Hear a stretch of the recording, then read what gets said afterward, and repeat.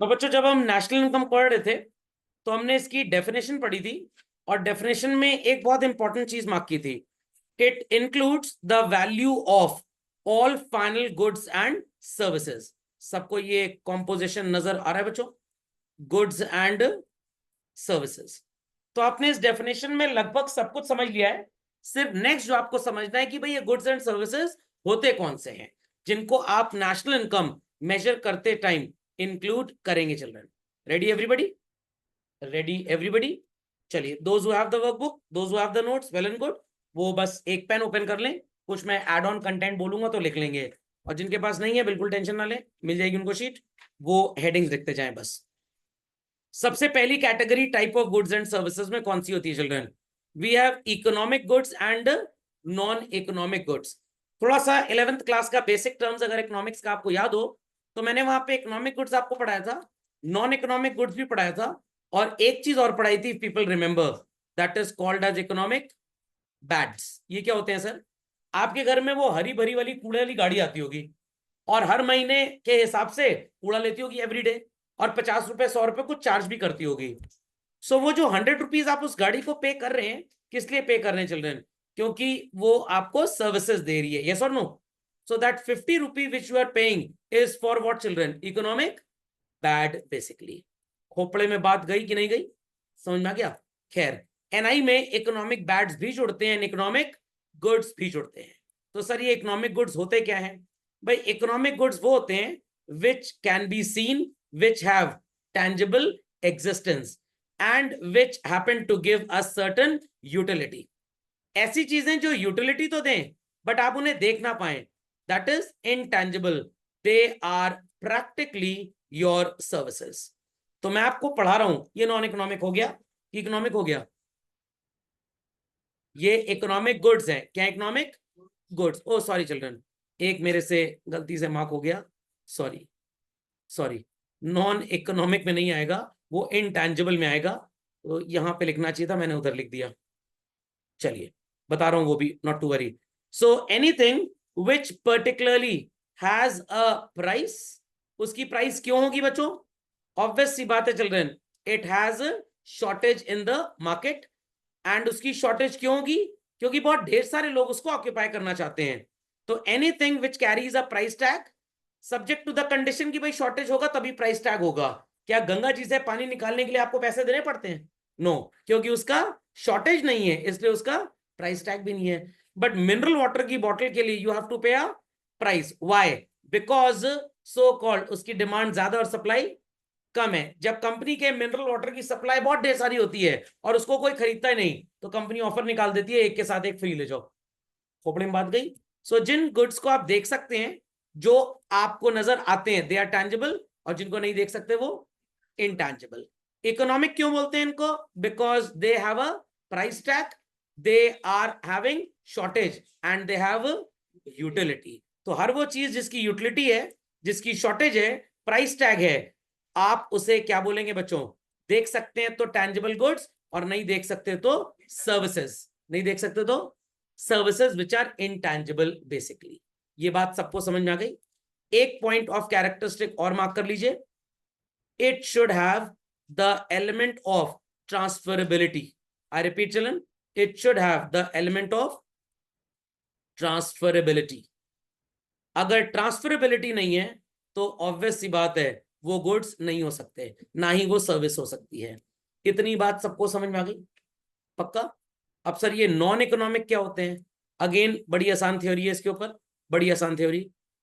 Anything which is not having a price tag, rather to say it gives utility. Children, I repeat, it gives utility but it is available free of cost. Sir जैसे sunlight पैसा देना पड़ता है?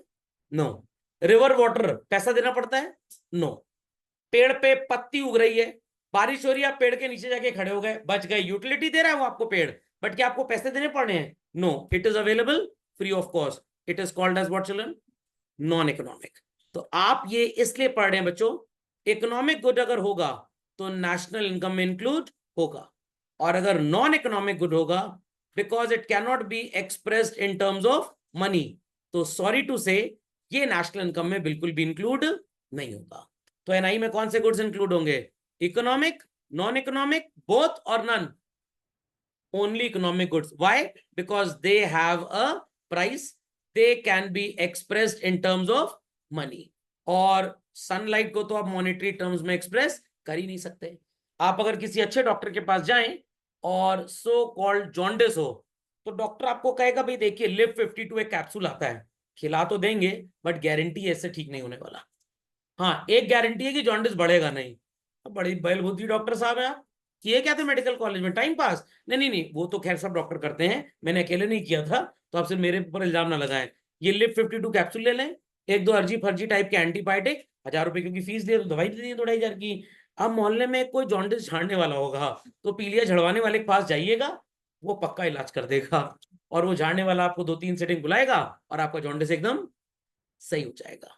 अगर आपको मेरी बात पे विश्वास ना हो, हंसी आ रही हो, तो घर में पापा मम्मी से पूछ लीजिएगा, क्योंकि वो लोग पढ़े लिखे हैं, बता देंगे आपको। इज दैट अंडरस्टूड और नॉट? और अगर किसी को जॉन्डिस हुआ होगा तो शायद उसने ऐसा फील कभी किया होगा। मैंने तो ऐसा मैजिक भी देखा है। एक बार 7th-8th क्लास में पढ़ते थे, जॉन्डिस हो गया, एक झाड़ने वाले के पास बड़ा मैजिशियन बाबा था वो, पापा वॉज पोरिंग वाटर, और मैं ऐसे से कुछ कर रहा था, उसने मेरी बॉडी को टच भी नहीं किया, पीला पीला पानी निकल रहा था यहाँ से। मैंने गजब जादूगर ओपी शर्मा का बहुत से लगता है। तो कुछ ऐसी बीमारियां हैं बच्चों जिसका आज भी मेडिकल साइंस में कोई इलाज है ही नहीं। समझ में आ गया? जैसे भूत प्रेत चुड़ैल चढ़ गई किसी को, मम्मी तो मारी बेलन, चुड़ैल बाहर, क्या हो गया? ये हो गया non economic good. This can not be expressed in terms of money. और ये जितने बाबा टाइप लोग होते हैं, जानने आने का पैसा बिल्कुल नहीं लेते हैं, तो इन्हें भी आप क्या बोलेंगे? Non economic. तो इनकी सर्विसेज को आप एनआई में इंक्लूड नहीं कर सकते। क्यों? बिकॉज इनका कोई मॉनेटरी एक्सप्रेशन है ही नहीं। हमारे अमन जी प्रश्न पूछना चाहते हैं, अगली आवाज अमन जी की, पूछिए अमन जी। नहीं, फ्री में गवर्नमेंट राशन डिस्ट्रीब्यूट करती है किसको? लोगों को। गवर्नमेंट को तो खरीदना पड़ता है ना, तो गवर्नमेंट ने, नहीं उनके लिए यूटिलिटी है, बट गवर्नमेंट ने तो पैसा खर्च किया है ना, तो गवर्नमेंट के पास ही हम एंड मान लेंगे। गवर्नमेंट ने डिस्ट्रीब्यूट कर दिया, जिन लोगों को दिया उन्होंने पैसे नहीं दिए, बट गवर्नमेंट ने उनके लिए पैसे खर्च किए हैं, तो उसके बाद कुछ वैल्यू एडिशन नहीं हुआ, वही फाइनल गुड्स हो गया। फाइनल गुड्स को लोग मिस इंटरप्रेट करके लगता है, फाइनल गुड्स का मतलब ये नहीं जो कंज्यूमर ने खरीदा, जो आखिरी बार किसी को भी बिका, उस वैल्यू को आपको फाइनल बोलना है। Is that clear? मान लीजिए कि मेरी एयरलाइन कंपनी है, समझ में आ गया, और मैं हवाई जहाज तो उड़ा ही रहा हूं, और मैंने प्लेन खरीदा भी है। अब हवाई जहाज का टायर पंचर हो गया, तो क्या करेंगे? वो चौराहे पंचर वाले के पास ले जाके टायर बनवाएंगे? Not at all. अब पता लगा एरोप्लेन कंपनी थी फ्रांस की, और टायर में गड़बड़ी आ गई चाइना के अंदर, तो वहां से शिप के थ्रू या दूसरे प्लेन के थ्रू टायर आएगा। अब बच्चे कहेंगे सर छोटा तो टायर होता है, वो देखने में छोटा लगता है, उतना छोटा होता नहीं है एक्चुअली। लोग सोचे पंचर हुआ तो वहीं बैठ के बना दें। अब टायर आने में 15 दिन लग रहा है, तो टायर अल्टीमेटली कोई बाजार का तो कंज्यूमर नहीं खरीदेगा ना, एयरलाइन कंपनी खरीदेगी। तो एयरलाइन कंपनी का खरीदा हुआ टायर, वही value final goods and services हो जाएगी। यहाँ पे जो चैनल ऑफ डिस्ट्रीब्यूशन होगा वो सीधे एयरलाइन कंपनी होगी कंज्यूमर, और मैन्युफैक्चरर होगा उसका प्रोड्यूसर, बीच में कोई मिडलमैन नहीं होगा। जूते चप्पल की बात करें भाई, तो एक मैन्युफैक्चरर है, फिर उसके बाद कैरिंग एंड फॉरवर्डिंग एजेंट है, फिर होलसेलर आ जाएगा, होलसेलर के बाद रिटेलर आ जाएगा, तो चेन लंबी है। Is that clear? तो ये मत सोचिएगा कि फाइनल कंज्यूमर को अगर सामान फ्री में मिल रहा है तो एनआई में नहीं जुड़ेगा, नहीं। जहां पे भी फाइनल स्टॉपेज हुआ, फर्दर प्रोसेस नहीं होगा, उस पर्टिकुलर स्टेज पे जो उसकी वैल्यू होगी, that is the value of final goods and services. समझ गए इतनी बात को? पक्का? तो गवर्नमेंट ने राशन फ्री में दिया डेफिनेटली, बट गवर्नमेंट ने तो कहीं से खरीदा होगा, गवर्नमेंट ने जहां से खरीदा गवर्नमेंट ने उनको पेमेंट किया, तो बस वही फाइनल गुड्स एंड सर्विसेज बन गया। तो मान लीजिए भारत सरकार 40 रुपए किलो में चीनी खरीदती है और गरीब लोगों को फ्री में दे दे, तो एनआई में 40 रुपए जुड़ेगा। आपके घर में वो चीनी 50 रुपए की आती है, शॉपकीपर 40 में खरीदता है, 10 रुपी प्रॉफिट जोड़ के आपको 50 में देता है, तो अब एनआई में कितना जुड़ेगा? 50 रुपीज जुड़ जाएगा। Is that understood? तो इकोनॉमिक नॉन इकोनॉमिक समझ गए सब लोग भाई? पक्का? चलिए, तो ये एयर वाटर सनलाइट ये सब क्या हो जाएगा? Non economic. Material and non material, again children यहां पे सेम एक्सप्लेनेशन है। जो चीज टैंजेबल है वो मटीरियल हो गई, और जो चीज इनटैंजेबल है वो नॉन मटीरियल। ऊपर वाले एक्सप्लेनेशन है, कुछ खास नहीं है। प्राइस टैग है, शॉर्टेज है, तो डेफिनेशन इकोनॉमिक गुड्स हो गई। देख सकते हैं तो मटीरियल, सर्विसेज है तो नॉन मटीरियल। सो आपने शर्ट खरीदी बाजार से, एनआई में जुड़ेगा। इसके बाद आप चले गए सो कॉल्ड टेलर के पास, 500 रुपए देके शर्ट आपने स्टिच करवा ली, तो टेलर की सर्विस भी जुड़ेगी, डॉक्टर की सर्विस भी जुड़ेगी, लॉयर की सर्विस भी, ये सब सर्विसेज भी एनआई में जोड़ी जाएंगी, because both can be expressed in terms of money. समझ में आ गया? तो इकोनॉमिक नॉन इकोनॉमिक में इकोनॉमिक गुड्स को जोड़ेंगे, नॉन इकोनॉमिक को नहीं जोड़ेंगे। तो एमसीक्यू में आपसे पूछ सकते हैं, air water sunlight are a part of NI, answer में आपको लिखना पड़ेगा ट्रू या फॉल्स। तो आंसर होगा फॉल्स, ये एनआई का पार्ट नहीं है। या which of the following are so called not included in calculating NI, तो एक में दे देंगे टीचर सैलरी, एक में दे देंगे टीचर टीचिंग हिज और her own kids, is that clear? तीसरा ऑप्शन आपको दे देंगे वैल्यू ऑफ कार, चौथा ऑप्शन दे देंगे वैल्यू ऑफ फर्टिलाइजर। तो आप लिख के आएंगे teachers own kids are being taught by him और her, it would not be included in NI. Why not included? क्योंकि भाई उसको प्राइस में आप कन्वर्ट नहीं कर सकते, इट इज नॉन इकोनॉमिक। समझ गए बात को? नहीं समझे बात को? समझ गए? चलिए भाई कॉपी कर लीजिए इस कंटेंट को। तो अगर बच्चों आपने अपने घर के लिए कोई बढ़िया डिजाइन कर लिया और चीजें लाके खुद ही बना ली, तो वो नॉन इकोनॉमिक होगा, वो इंक्लूड नहीं होगा। जो कॉस्ट ऑफ मटेरियल है only that will be included. SUPW आपने बनाया होगा अपने स्कूल में सबमिट करने के लिए। मान लीजिए 50 रुपए का आपने सामान खरीदा और कुछ थोड़े इंटेलिजेंट बच्चे थे, वो बाजार से 250 रुपए में बनवा के ले गए, तो उन इंटेलिजेंट बच्चों के हिसाब से एनआई में 250 जुड़ेगा और गरीबों के हिसाब से एनआई में सिर्फ 50 जुड़ेगा, क्योंकि 200 की मेहनत उन्होंने खुद कर ली है। Is that clear? और अगर मल्टीपल सेक्शंस का एसयूपीडब्ल्यू अलग अलग है, तो एक सेक्शन वाला बस बनाएगा, बाकी कंट्रोल सी कंट्रोल वी, वो ओवरड्राफ्ट लेकर लोन लेकर कट कॉपी पेस्ट। समझ में आ गया? चलिए, इंटरमीडिएट एंड फाइनल, ये आपको लास्ट क्लास में भव्य ज्ञान दिया गया था। Intermediate is called as input और what children? Raw material. And final goods को क्या बोलते हैं आप? Finish goods. तो एनआई के कैलकुलेशन में आउट ऑफ द टू, क्या बच्चों हम ये इंटरमीडिएट गुड्स को कंसिडर करेंगे? नो, माइनस मत लगा लीजिएगा बच्चों, माइनस नहीं करना है आपको, इंक्लूड ही नहीं करना। What it? समझ में आ गया? समझ में आ गया? तो कुछ बातें यहां पे इंपॉर्टेंट है। Goods which are further processed and are still inside the production boundary is still to be added to these goods, sorry, value still to be added, they are termed as what? Intermediate goods. जो आटा गुरुद्वारे वालों ने खरीदा वो भी NI में add होगा, जो आटा रेस्टोरेंट वाले ने खरीदा उससे रोटी बना के अपने गेस्ट्स को बेची, रोटी की प्राइस भी इंक्लूड होगी। तो आटे वाले ने 200 बैग आटे के बेच दिए, सुनाई पड़ी बात बच्चों? जिसमें से 60 bags were sold at a gurudwara and remaining 140 bags to a restaurant. तो रेस्टोरेंट से चपाती बन के जब बिकी तो एनआई में चपाती की वैल्यू इंक्लूड होगी और गुरुद्वारे के पर्सपेक्टिव से जो आटे का प्राइस था वह इंक्लूड होगा, क्योंकि गुरुद्वारे वालों ने रोटी तो बनाई बट क्या लंगर में खाना बेचा उन्होंने? ये गंदा काम नहीं करते, वो फ्री में देते हैं। तो वहां पे आपको सिर्फ आटे की कॉस्ट लेनी है, चपाती की कॉस्ट नहीं लेनी। और रेस्टोरेंट के केस में क्या करना है बच्चों? चपाती की कॉस्ट लेनी है। नहीं समझे बात को? समझ में आ गया? Clearly understood? तो इन चीजों को बहुत ध्यान से समझिएगा बच्चों।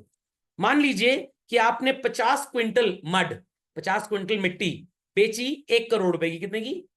1 करोड़। आधी मिट्टी ईंट के भट्टे वाले खरीद के ले गए, उन्होंने ईटा बनाया और बिल्डर को बेच दिया 2.5 करोड़ रुपए में। कितने में? 2.5 करोड़। ये वर्ड, ये अमाउंट ध्यान रखिएगा। मिट्टी कितने में बेची थी? बच्चे के नजर लिख दीजिए, हम याद नहीं रख पाएंगे। Mud was sold for ₹1 crore. 50 lakh की मड आपने किसको बेची? जिनका ब्रिकलिन था, हिंदी में भट्टा, अंग्रेजी में ब्रिकलिन बोलते हैं। इन्होंने ईंटें बना के बाजार में बिल्डर्स को कितने बेचे? 2.5 करोड़। बिल्डर्स ने इनको बिल्डिंग में लगाया और 10 करोड़ रुपए में बिल्डिंग बेच दी। बाकी 50 लाख की मिट्टी एक स्टेडियम वालों ने खरीदी और फील्ड की लेवलिंग के लिए सो कॉल्ड इसको यूज किया, प्लस इसके ऊपर 5 लाख रुपए लेबर खर्च की। तो हमारी एनआई में क्या वैल्यू आएगी? 10 करोड़ 55 लाख रुपए। नहीं समझे बात को? Is that understood? Example copy कर लीजिए बच्चों, काम आएगा। यहाँ पे लिखा भी हुआ है, flour used by a baker in making cake shall not be included, किसकी वैल्यू फाइनली जुड़ेगी? केक की। Bricks and cement used by an architect, वो नहीं जुड़ेगा, फाइनली जो बिल्डिंग बनी उसकी वैल्यू जुड़ेगी। और सर ये जो सामान बनता है फैक्ट्री में, बाजार तक पहुंच नहीं पाता, इसे आप कॉमर्स की भाषा में क्लोजिंग स्टॉक बोलते हैं, क्या बोलते हैं? तो सर वो जुड़ेगा एनआई के कैलकुलेशन में। अब इसमें एक बहुत बड़ा कैच है, इकोनॉमिक्स में कितने प्रकार की इनकम्स होती हैं? 4। कौन कौन सी? वाह, rest in peace. Wages, rent, interest and profit.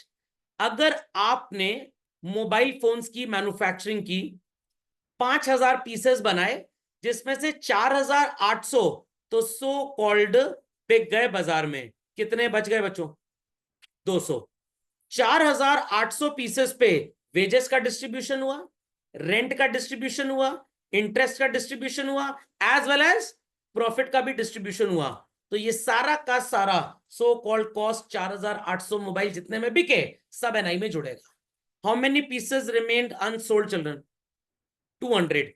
इनका वेजेस वाला पोर्शन, आई रिपीट, इनका वेजेस वाला पोर्शन तो मूव हुआ है, फ्लो हुआ है, ये जुड़ेगा।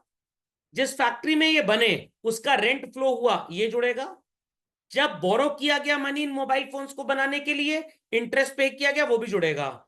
If they remain unsold, has any profit been earned on them, तो प्रॉफिट का एलिमेंट इन 200 मोबाइल फोन्स का एनआई में इंक्लूड नहीं होगा, बाकी सारा एलिमेंट इंक्लूड होगा। तो सर हमें क्या थोड़ा सेग्रीगेशन करना पड़ेगा? ये मैं आपको बता दूंगा, बिल्कुल परेशान मत होइएगा। Is that understood well? Is that understood well? चलिए एग्जाम्पल कॉपी करिए झटपट फास्ट। चलिए भाई, continuing further, consumer goods and producer goods. Sir हमारे घर में अभी एक नया मिक्सर ग्राइंडर आया है। अब ये वैसे बच्चों पुराने जमाने की बात हो गई, अब मिक्सर ग्राइंडर कोई मम्मी नहीं खरीदती हैं, लोग क्या खरीद रहे हैं आजकल? फूड।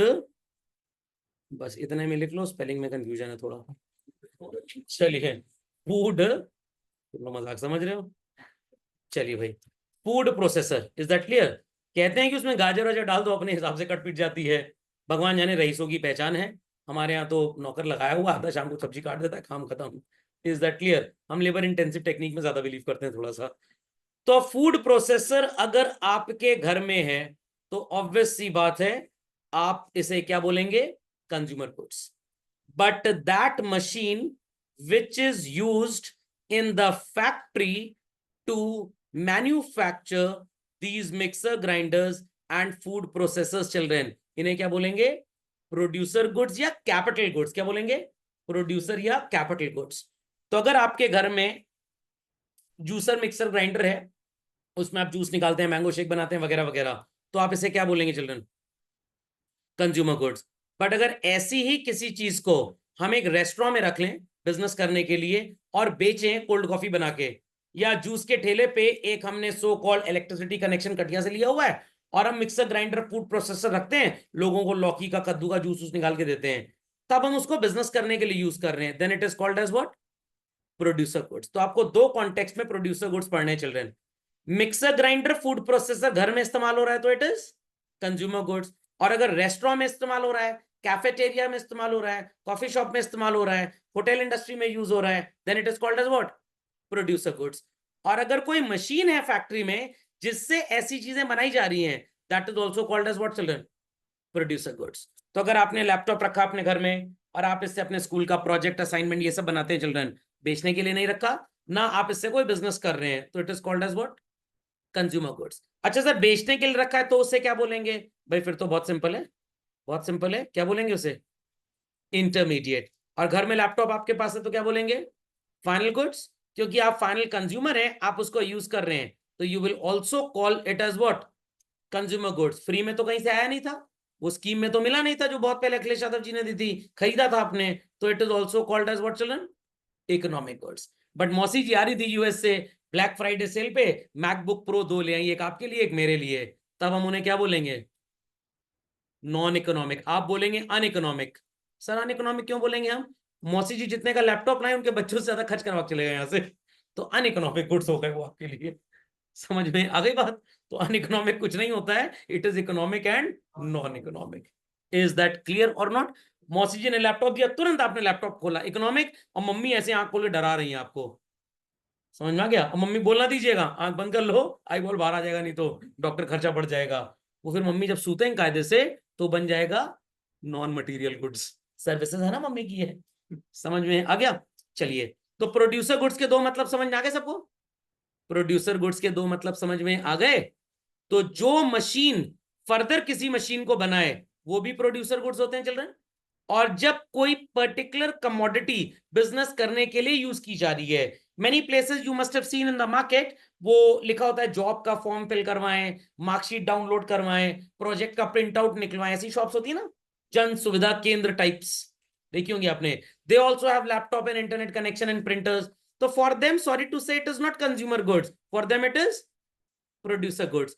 तो अगर दो लोगों ने 50,000 का लैपटॉप खरीदा आपने घर में प्रोजेक्ट वर्क के लिए, तो वो 50,000 का लैपटॉप कंज्यूमर गुड्स होगा और एनआई में इंक्लूड होगा। बट अगर किसी शॉपकीपर ने 50,000 का लैपटॉप लिया, 10,000 का प्रिंटर ले लिया, 60,000 रुपए, और वो प्रोड्यूसर, वो बिजनेसमैन बिजनेस करने के लिए इन चीजों को यूज कर रहा है, तो सॉरी टू से वो एनआई में सिर्फ एक बार इंक्लूड होगा, सिर्फ एक बार। और उससे फर्दर जो प्रिंट आउट की कॉस्ट है, जो वो सर्विसेज दे रहा है पब्लिक को, उनसे जो पैसा ले रहा है, वो भी इंक्लूड होगा। तो आपका लैपटॉप सिर्फ एक बार इंक्लूड होगा, उसका एक बार तो लैपटॉप इंक्लूड होगा, और बाद में जो लैपटॉप से वो अर्न कर रहा है वो भी एनआई में इंक्लूड हो जाएगा। तो कहने का मतलब कंज्यूमर गुड्स की वैल्यू सिर्फ एनआई में एक बार जुड़ती है, प्रोड्यूसर गुड्स की एक बार जुड़ेगी, और उससे होने वाला रेवेन्यू बार बार जुड़ेगा। ये पर्टिकुलर डिफरेंस सबको समझ में आ गया? तो अगर आपके पापा ने घर खरीदा और पूरा परिवार उसमें रह रहा है, तो you will not be calling it as producer goods. Sir consumer goods बोल सकते हैं, हाँ, ड्यूरेबल नेचर का कंज्यूमर गुड्स आप बोल सकते हैं। बट अगर पापा ने घर खरीदा सिर्फ इन्वेस्टमेंट पर्पस के लिए और उसको लेट आउट करना है, तो घर जिस ईयर में खरीदा वो एनआई में उस साल जुड़ेगा, और उससे जो रेंट आ रहा है वो हर साल जुड़ता रहेगा। बट अगर आप खुद रह रहे हैं तो हर साल कुछ नहीं जुड़ना, सिर्फ एक बार जुड़ेगा। Is that clear? तो consumer goods will have only one current flow, only one, until unless they are resold. Producer goods में बार बार करंट फ्लो होगा, एक बार तो खरीदते टाइम, और फिर जब आप उससे फर्दर मशीन बना रहे हैं, फर्दर उसको यूज कर रहे हैं, उससे जो इनकम जनरेट होगी वो भी ऐड हो जाएगी। समझ गए बात को कि नहीं समझे बात को? खोपड़े में बात गई। कार खरीद लिया आपने, it is what children? Consumer goods. उस पे स्टिकर लगवा दिया ओला या उबर का, अब उससे फेयर जनरेट हो रहा है हर बार, क्या बोलेंगे उसे आप? Producer goods. खोपड़े में बात गई। Shoes, shirts, cars, they all are consumer goods children. But आप सो कॉल्ड इनको सिर्फ एक बार खरीदेंगे, बार बार, ऐसा होता है? अरे बार बार खरीदेंगे, सिर्फ एक बार नहीं खरीदेंगे। बट अगर हम बात करें machine, plant and factory, building, क्या ये बार बार खरीदे जाएंगे? बिल्डर है, वो बार बार लेगा बेचेगा, उसके लिए इंटरमीडिएट हो गया। आपने रहने के लिए खरीदा तो it is called as what children? Consumer goods. आपने इस घर को लेट आउट कर दिया, इस पे एक लाइब्रेरी बना दी, इस पे एक ऑफिस किराए पे दे दिया, तो ये प्रोड्यूसर गुड्स होगा, इससे आने वाला रेवेन्यू बार बार एनआई में जुड़ेगा। Understanding this? Next, single use and durable goods. हाँ सर, वो मम्मी ने एक चप्पल खरीदी थी सर, ऐसा खींच के मारी हमको सर, टूट गई एक बार में। तो अब मम्मी बोलेंगे अरे सर पढ़ाए थे हमको, ये सिंगल यूज है। पता नहीं सर कैसी चप्पल है, 10 साल से चली जा रही है, मम्मी पहन भी रही हैं, मंदिर भी जा रही हैं, चोरी भी नहीं हो रही है, और सर मार भी रही है मम्मी घर में बच्चों को, सर चली जा रही, चली जा रही, चली जा रही है, इस चप्पल को क्या बोलेंगे? Durable goods. ये सब मत लिख के आएगा एग्जाम में, नहीं तो आपके लिए जो इकोनॉमिक्स की किताब है वो ड्यूरेबल गुड्स बन जाएगी, और बार बार आपको पढ़ना पड़ेगा कंपार्टमेंट क्लियर करने के लिए। So goods like clothes, furniture, sorry, Jayalalithaa ji की साड़ियां सिंगल यूज थी, समझ में आ गया? जनरली लेडीज के जो कपड़े होते हैं वो सिंगल यूज होते हैं, और हमारी कॉम के जो होते हैं वो, गलत जवाब, सुपर ड्यूरेबल। अभी इसमें खराबी क्या हुआ है? अपना 4 बार पहन लो कपड़ा, अब तो पुराना हो गया, 4 बार में पुराना, कितनी बार में? 4 बार में। समझ में आ गया? और अपना तो तब उतरता है कॉलर, हाँ फट रहा है कॉलर, बढ़ाओ उसको, तो उसके बाद भी कभी मिल ही जाता है, पलटवा लो कॉलर टेलर के यहाँ ले जाके। हाँ सही बात है, गरीब तो हम ही है, पूरी गरीबी ठेका हम ही लिया हुआ है। Is that clear? नहीं समझ में आया? मैं एक एग्जांपल देता हूं। मेरे बेटे के पास ढेर सारी शर्ट पैंट होगी, जूते कितने पता है? 2 जोड़ी। बेटी के पास हर ड्रेस के लिए 2 बैली है। अब ये पुरानी हो गई है, ये आउटडेटेड हो गई है, ये मैचिंग नहीं करती, ये उसके नहीं चलती। और लड़के बेचारे एक भूरे रंग का जूता, एक काले रंग का जूता, वही बेचारे पहन के स्कूल चले जाएंगे, उस दिन फुटबॉल खेल लेंगे। मल्टी यूटिलिटी व्हीकल होती है जैसे महिंद्रा स्कॉर्पियो, तो बच्चों के कपड़े, मतलब sorry sorry sorry for using abuse language, gents के, मेल्स के, लड़कों के कपड़े, जूते, ये सब मल्टी यूटिलिटी व्हीकल है। ये टाटा का ट्रक है, मजबूत एकदम। समझ आ गया? मैंने 2 बार गोल्ड पेंडेंट पहन लिया, अभी तो पुराना हो गया, अब इसको रख दो अंदर, फिर 2 साल बाद निकलेगा, इसका फैशन चला गया। Is that understood? Is that understood? और 1-2 बार तो मैंने अपने मोहल्ले में ये भी होते हुए देखा है, बीच में गोल्ड ज्वेलरी का शोरूम है और बैंक दूर है, तो बैंक में लॉकर से सामान निकालने नहीं जाएंगे, वही शोरूम से इनको नया खरीद दो। ऐसी भी हरकतें होती हैं। अब खैर ज्यादा बोलना नुकसानदायक हो जाएगा। तो सिंगल यूज और ड्यूरेबल सबको समझ में आ गया? सिंगल यूज और ड्यूरेबल समझ में आ गया? तो भाई milk, food grain, bread, butter, ये सब क्या होता है? सिंगल यूज, खाने पीने का सामान। सिंपल भाषा में बोले, थिंग्स हैविंग रेकरिंग यूटिलिटी, जिसका लाइफ स्पैन स्मॉल होता है, it is what? Single use. Is that clear? और जिसको लंबे समय तक इस्तेमाल करते हैं, तो ये तो कंडीशनल हो गया। Furniture, television set, they all are what children? Durable use. समझ में आ गए? समझ में आ गए? तो ये क्लासिफिकेशन मैंने गर्ल स्टूडेंट्स के लिए पढ़ाया है, बॉयज के लिए एवरीथिंग इज ड्यूरेबल। समझ में आ गई बात कि नहीं आई बात? चलिए भाई आगे चलते हैं। एनआई में सर दोनों जुड़ेगा, परेशान होने की जरूरत नहीं है। Sir what is investment? अब ये इन्वेस्टमेंट बड़ा अजीब तरह का टर्म है। कॉमर्स के पर्सपेक्टिव में इसका सिर्फ इतना मतलब होता है, employment of money, I repeat, employment of money for productive purpose, that money which is employed is known as what? Investment. But national income की इकोनॉमिक्स की डेफिनेशन थोड़ा सा डिफर करती है यहाँ पे। Resources which are generated by man made means of production and are used as FOPs is termed as what? Capital। कहने का मतलब, अगर दुबई में समुद्र के ऊपर पाम जुमेरा आइलैंड बना लिया गया, तो वो भी क्या हो जाएगा? Capital. Is that clear? Elon Musk साहब ने कंपनी लॉन्च की और उससे रॉकेट लॉन्च कर रहे हैं वो, तो वो सारी मशीनें वगैरह जो रॉकेट बनाती हैं, वो सारी मशीनें क्या है? कैपिटल, जिसे आप प्रैक्टिकली वेल्थ भी बोल सकते हैं। बट वेल्थ और कैपिटल में थोड़ा सा डिफरेंस है। जो गॉड मेड है और प्रोडक्टिव है वो वेल्थ हो गई, जो मैन मेड है और प्रोडक्टिव है वो कैपिटल। मतलब लैंड भगवान ने बनाया, तो इट, सर आपने देखा बनाते हुए? आपने देखा बनाते हुए? नहीं, मैंने देखा नहीं है, सुना और मैं विश्वास करता हूं इस बात पे, तो वो वेल्थ हो गया। बट अगर उसके ऊपर आपने 4 दीवारी क्रिएट की, एक बिल्डिंग बना दी, एक होटल लॉन्च कर दिया, तो सॉरी टू से फिर वो वेल्थ नहीं हो जाएगा, फिर वो कैपिटल होगा। तो वेल्थ में मैन मेड पैरामीटर ऐड कर दीजिए तो क्या बन जाता है? कैपिटल बन जाता है। इतनी बात समझ में आ गई? इतनी बात समझ में आ गई? And change in such capital is known as what? Is known as what? Capital formation. आप ध्यान से सुनिएगा। 1 अप्रैल 2012 40 करोड़ रुपए का इन्वेस्टमेंट था, जो 31 मार्च 2024 को हो गया 400 crore. What is the change that we happen to discover children? कितना चेंज नजर आया? 360 करोड़। इस 360 करोड़ को क्या नाम दिया जाएगा? Capital formation. और सिंपल भाषा में बात करें तो ये क्या है बच्चों? प्रॉफिट। तो investment is the process of capital formation. मतलब जिस प्रोसेस से ये 40 करोड़ 400 करोड़ बना, उस पूरे प्रोसेस को क्या बोलेंगे? इन्वेस्टमेंट। तो थोड़ी डेफिनेशन कॉमर्स के हिसाब से कंपेयर करें तो काफी ब्रॉड है बेसिकली। ये बात समझ में आ गई कि नहीं है? हाँ, उस प्रोसेस को यहाँ इन्वेस्टमेंट बोला गया है। ये एनआई का कॉन्सेप्ट है बेसिकली। इज दैट क्लियर और नॉट? जो अमाउंट लगा है वो बेसिकली कैपिटल। तो ये भी कैपिटल है, ये भी कैपिटल है। प्रोसेस जिससे ये 40 करोड़ से 400 करोड़ हुआ, that is investment. Is that clear और नॉट? तो अल्टीमेटली तो भाई ये 400 करोड़ हो गया, क्योंकि 360 करोड़ भी क्या है बच्चों? प्रॉफिट। और ये 40 करोड़ भगवान ने थोड़ा बनाया था, ये तो मैन मेड मीन से ही बना है ना, तो अल्टीमेटली ये 400 करोड़ ही हो गया। तो थ्योरेटिकली थोड़ा सा अलग लगता है देखने में, बट प्रैक्टिकली मतलब वही है जो हमने पढ़ा हुआ है।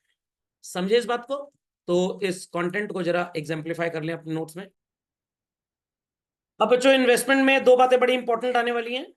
क्योंकि आप लोग कॉमर्स स्टूडेंट है तो समझ में थोड़ा ज्यादा आएगा, ध्यान से सुनिएगा।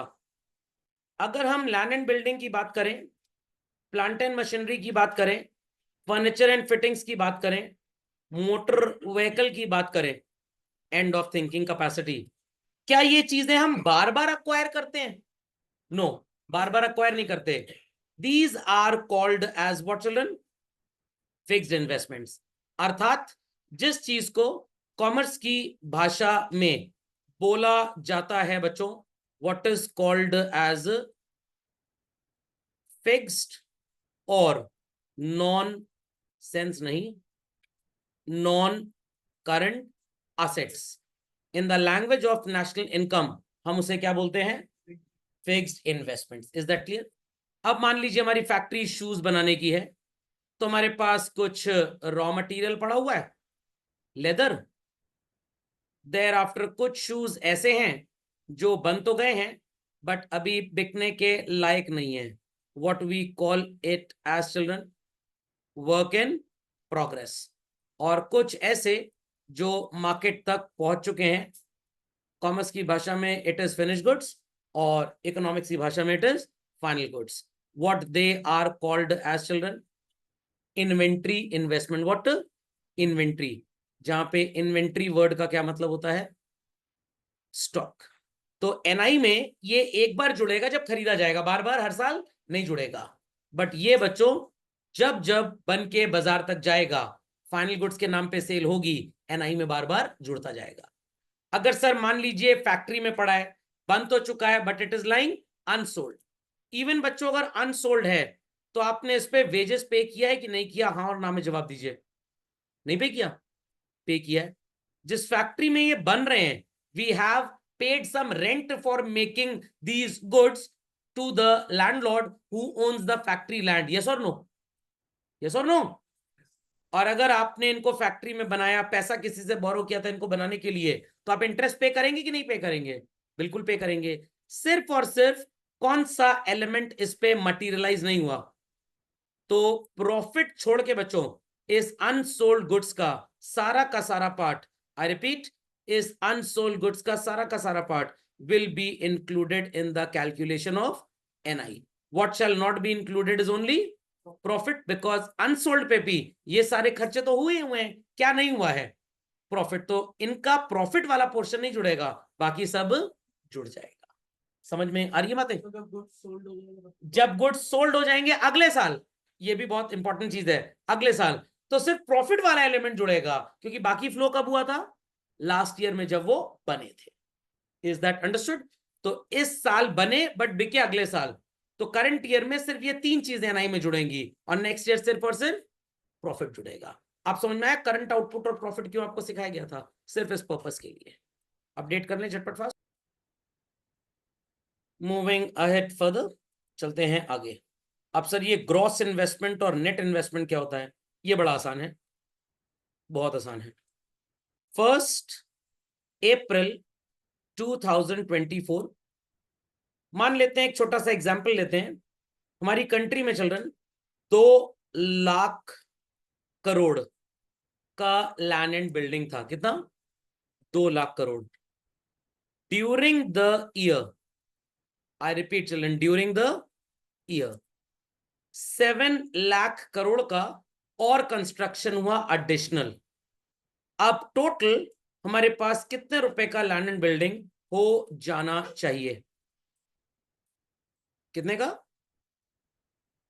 9 लाख करोड़। चलिए, अब ये जो पुराना लैंड एंड बिल्डिंग है भाई, थोड़ा सा घिसेगा या अमृत वगैरह पिया हुआ है सेम वैल्यू रहेगी? घिसेगा। जो बना है सब एक दिन में तो नहीं बन गया, कुछ ईयर के स्टार्ट में बना होगा, कुछ मिड में बना होगा, कुछ एंड में। तो भाई जो स्टार्ट में बना वो भी तो थोड़ा घिसा होगा। मान लेते हैं कि ओवरऑल 10% घिस गया। कितना? 10%। कितना हो गया भाई 9 लाख करोड़ का 10%? 9 लाख करोड़ का 10% कितना हो गया? सर आप एक काम करिए, आपने अब तो लाख ले ही चुके, हम नहीं कर सकते कुछ। 90,000 करोड़। यस, 9 लाख करोड़ का 10%। कुछ आर्यभट्ट की आत्माएं आ गई हैं, कह रहे हैं 90 लाख करोड़। 9 लाख करोड़ का 10%, 90 लाख करोड़। धन्य मैथमेटिक्स। जैसे मैथमेटिक्स में एलजेब्रा पढ़ी होगी, अर्थमेटिक पढ़ी होगी, ये धन्य मैथमेटिक्स है, समझ में क्या, इन्फ्लेटेड मैथमेटिक्स, अजब गजब है एकदम। चलिए, तो भाई 9 लाख करोड़ में आप जरा माइनस कर दें 90,000 करोड़, कितना आएगा? 8.1 लाख करोड़। खोपड़े में बात गई कि नहीं गई? तो ये 8.1 lakh crore is called as what? Net investment. This 2 lakh crore, sorry I made a mistake, sorry, arrow कहीं और लगाना था, कहीं और लग गया। हाँ, this 9 lakh crore is called as what? Gross investment. सबको समझ में आ गया? और सर इस 90,000 करोड़ को क्या बोलेंगे? भाई 90,000 करोड़ कोई बहुत बड़ी रॉकेट साइंस नहीं है, it is called as what Deepak uncle? Depreciation. कुछ लोग बोलते हैं डेप्रीसिएशन, कुछ कहते हैं depreciation.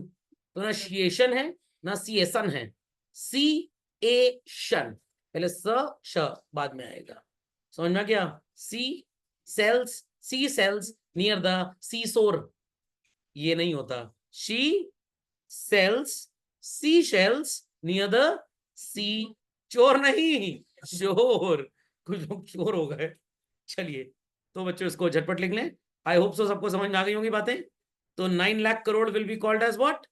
Gross investment. 90,000 crore will be called as what? Depreciation. And 8.1 lakh crore is called as what? Net investment. मैंने एरो यहां घुमाया, यही बोलने वाले तो लोग, फिर मैंने लेफ्ट का इंडिकेटर देके राइट मोड़ लिया ताकि शेयर कंफ्यूज हो जाए। इज दैट अंडरस्टूड और नॉट?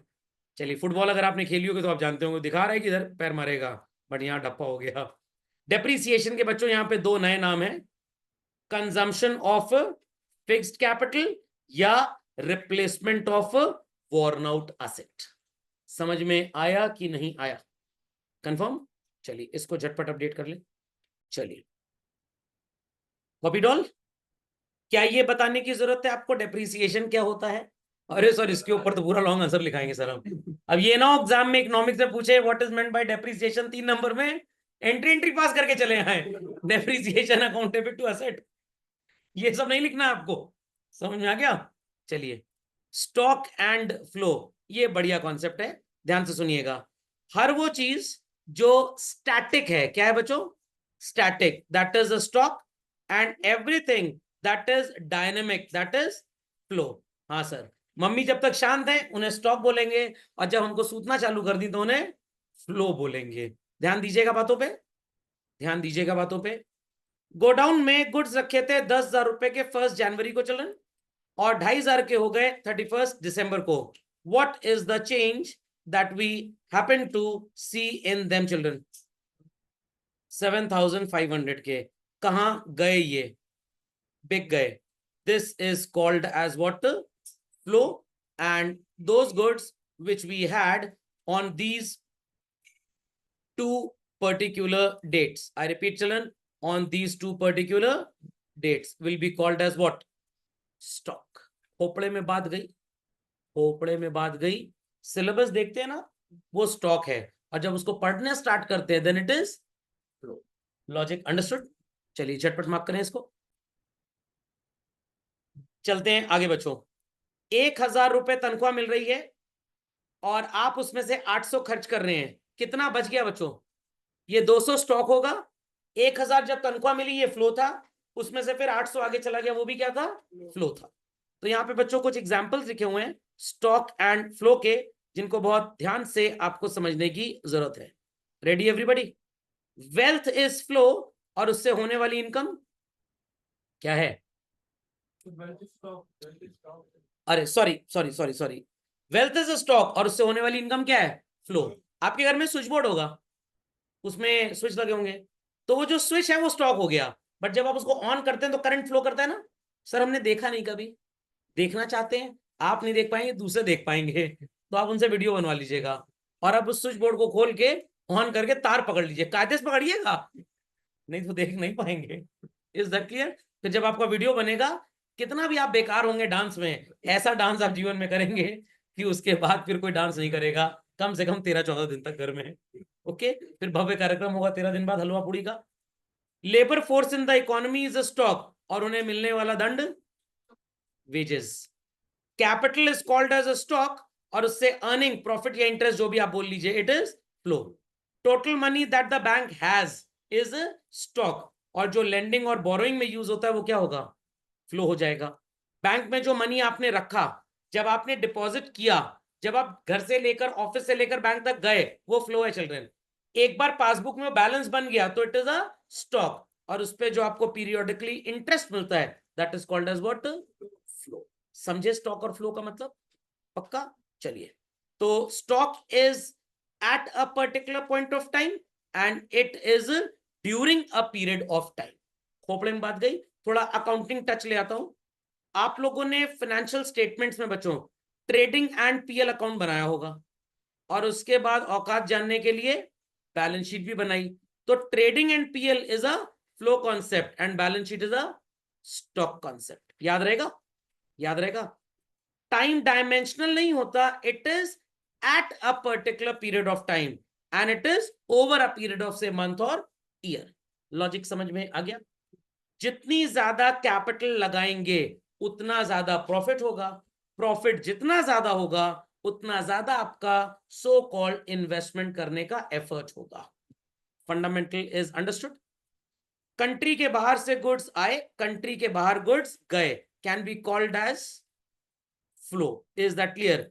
बट कुछ इकोनॉमिस्ट कहते हैं कि भाई कंट्री के बाहर से गुड्स आ गए, अगर वो आगे बिके नहीं तो वो स्टॉक है, फिर वो फ्लो नहीं है. तो अगर आपने अपने लिए एक मैकबुक प्रो यूएस से मंगवाया खुद यूज करने के लिए, तो वो स्टॉक होगा, फ्लो नहीं होगा. बट अगर 50 लैपटॉप इंपोर्ट किए बेचने के लिए, तब वो फ्लो हो जाएगा. ये इकोनॉमिस्ट टू इकोनॉमिस्ट डिफर करता है. फंडामेंटल लॉजिक किस क्लियर चल रहा है? मैं आपको पढ़ा रहा हूं, आप मेरे को सुन पा रहे हैं? सुन पा रहे हैं बच्चों? This is called as real flow. मैं क्या गुरुद्वारे में जाके लंगर खाऊंगा, या मुहर्रम के जुलूस में ताजिया लेके जाऊंगा और बाद में कहूंगा लो 150 दे दो? नो. तो मेरा पेट तो आपसे ही चलेगा. तो in that case the remuneration that I get from you all is called as what? Money flow. तो आप गए मैकडोनल्ड्स, ऑर्डर प्लेस किया, उन्होंने खाने पीने का सामान आपको दे दिया, इट इज रियल फ्लो. और बदले में जो आपने गांधी जी की फोटो वाले उनको नोट दे दिए, मेरे वाले अभी छपने परेशान मत होइए, शायद कपूर को बोल दिया मैंने. Is that clear? उसे क्या बोलेंगे आप? Money flow. समझ में आ गया? तो महीने में मैं कम से कम 17-18 बार रियल फ्लो करता हूं, और आप एक बार मनी फ्लो करते हैं. समझे रियल फ्लो मनी फ्लो? पक्का? किसी की नौकरी है सड़क पे झाड़ू लगाने की, 30 दिन वो झाड़ू लगा रहा है, दैट इज रियल फ्लो. और उसको 30 दिन के बाद जब सैलरी मिलती है तो वो क्या होगा? Money flow. Is that clear? समझ में आ गया? आज की सेवाएं बच्चों यहीं पे समाप्त होती हैं. कोई क्वेरी है तो प्लीज आस्क.